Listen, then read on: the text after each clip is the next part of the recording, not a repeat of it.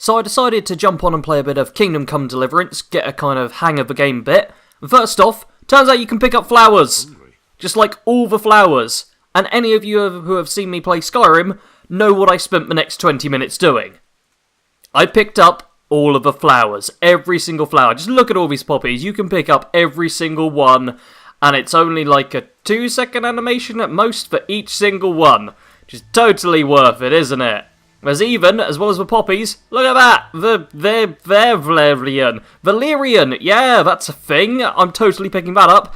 On top of that, you can jump over fences, and you get this nice little mantle animation, which is very smooth, I must say. So lots of jumping over fences too, have to get something to eat. And complaining about I'm hungry, because Henry is such a pig, he eats everything. And after some picking up flowers, I started looking at flowers. Because you know how the game is like super realistic, so it's got the realistic sway of all these flowers. Because, you know, this is what it looks like when flowers are in the breeze, right? Yeah, that's perfectly normal. That's completely what flowers look like. On top of that, dead bodies! Jesus. All the dead bodies! And I'm here to actually bury my parents. Because I'm a good son and that. So just checking all these dead bodies, making sure they're dead. That's clearly what I'm doing. I'm not looting them or anything like that. You see, I've not taken anything, have I? See, I'm a good little medieval person. This guy does have money on him, though. Yeah, I think I might take that. So maybe I'm a bit of a grave robber, but not that much. I'll leave all the mouldy food. That's nice. And this guy's robbing someone too. Which makes him obviously worse than me somehow. Yeah, and he went to attack me. So I was like, oh, this'll be easy. I got a nice sword, he has a wooden stick. No problem. Turns out I'm still not great at combat. Because it's like this. And, yeah, I get beaten up a little bit here. This isn't good, is it? You think, oh dear, just a guy with a stick, no problem. I have a sword and armour, which I totally didn't steal from the first place that was nice to me. But no, he still gets the better of me. Constantly, it seems. However, after a while of fighting him, I start getting some attacks, and I'm like, oh yeah, with a sword, the most realistic RPG game ever, this'll be easy. Stab him half a dozen times and he'll be dead. Nothing to worry about. So, just keep going on the attacks. Make sure to block a few of his and move out of the way. Yep, keep stabbing him and slashing him. Got a lot of blood on my sword now. Feel like he should be slowing down a bit. It doesn't seem to be the case. He still seems to be beating me up, though. Despite the fact I've cut several holes in him and he should be bleeding out. So I'll just stab him through the neck a few more times. That should do it. So as the most realistic game ever continues, after I've slashed and stabbed him a few hundred times, and he's lost like 50 odd pints of blood, it eventually goes, oh yeah, he's going to surrender. I'm like, okay, I'll talk to him. Can I get him to give me all my money? Or his money even? No, it's let him go or continue combat. So I stop talking, and I decide, kill him. Kill this immortal god who can take 100 sword swipes. Kill him, run him down and kill him.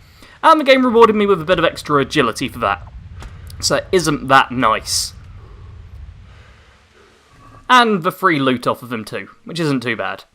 After that though, I had to go to a very emotional bit where it's, oh no, my parents are dead, why didn't I save them? Oh no, I better bury them and stuff, because I'm a good character. Because I'm in an RPG and I play as the character who is good regardless. And ignore all this looting of dead bodies I do immediately after comforting my dead parents. But there was also picking up flowers. Look at this, flowers. All the flowers. It's different types of flowers in this place. And then I run into this idiot trying to bash a dog's skull in. Yeah, Shrek. Yeah, so Zed Shrek tries running away, but because he's a dog murderer, I'm like, no, I'm going to kill you. How dare you try and kill a dog? But the game's like, no, you can't do that. Try tackling him here. Nope, nothing happens. Just has to let him run away. Then it doesn't even let me leave the village. I mean, come on, what happened to realism there? And look at this. You need some help? Zed Shrek legged it and brought a whole bunch of thugs. I knew I should have killed him. Yes. Can't you see the sword? Who are you? What do you want? Zbyszek?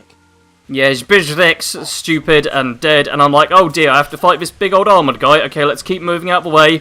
Let's get an attack in when we can, but dodge most of all. And I'm like, oh no, smacked him in the face, immediately dead. Die by the sword. Fortunately, he's a bad guy, which means he spent 5 minutes monologuing before alternative love interest shows up.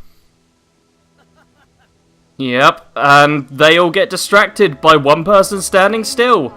And don't bother killing me, and let all this cavalry come up and charge them. Oh yeah, it's a good job bad guys are always idiots.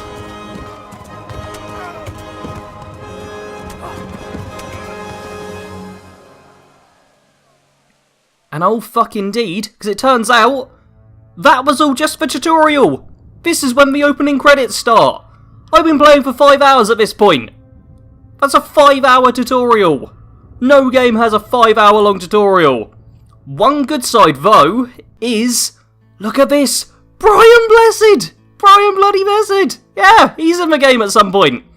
Probably after this huge trippy scene, where in the trippy scene, I didn't even meet Brian Blessed. This crazy thing. No. And then 2 weeks later, suddenly I'm in some random mill. I'm just like, what? What's going on? And the game's just like, no, we started now. Good luck. And that's it.